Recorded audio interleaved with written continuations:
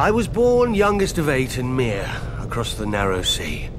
So my father gave me over to the Red Temple.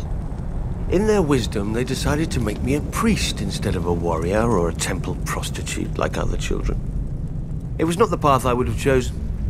Sure, I prayed the prayers and I spoke the spells, but I also led raids on the kitchens. And from time to time, they found girls in my bed. Such wicked girls. I never knew how they got there. Then again, I did have a gift for tongues. And when I gazed into the flames, well, from time to time I saw things. Even so, I was more bother than I was worth. When the High Priest foresaw Robert's ascension, he sent me to turn the Storm Lord to the Lord of Light. When Robert seized his crown, we'd take all of Westeros from the Seven in a single stroke. Perhaps they thought Robert would listen to a kindred spirit, or perhaps celibacy had addled the High Priest's brain. I didn't know, and didn't care. I was free.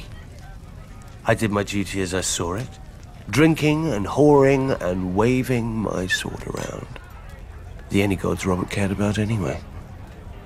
Years passed, Robert became king, I became a joke. We both became fat. I even won some glory in Greyjoy's rebellion, first through the breach and all that. It's amazing what boldness a full bladder can inspire. But Robert had stopped listening to my sermons a long time ago, even if I'd still bothered to give them. Then came Robert's death, and the war. I'm not speaking of those brats squabbling over the world's pointiest chair. Powers long asleep are waking and moving through the land. I've seen them in my flames. Shit, I've seen them with my own 2 eyes. The Lord of Light is real. And if he's real, then all of it is real.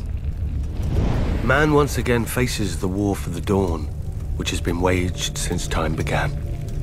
On one side is the Lord of Light, the heart of fire, the god of flame and shadow. Against him stands the great other, whose name may not be spoken. The Lord of Darkness, the soul of ice, the god of night and terror. According to prophecy, our champion will be reborn, to wake dragons from stone and reforge the great sword Lightbringer that defeated the darkness those thousands of years ago. If the old tales are true, a terrible weapon forged with the lifeblood of a loving wife's heart. Part of me thinks man was well rid of it, but great power requires great sacrifice. That much, at least, the Lord of Light is clear on. I sound like a dried-out old woman, I know. But as our former hand liked to say, winter is coming. When the cold winds rise, all men, no matter their faith or lack of it, huddle beside my night fires.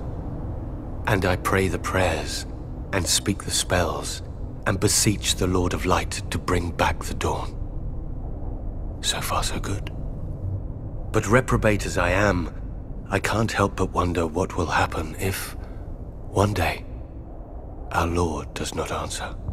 Imagine a night that goes on forever, so dark and full of terrors. I think I need another drink.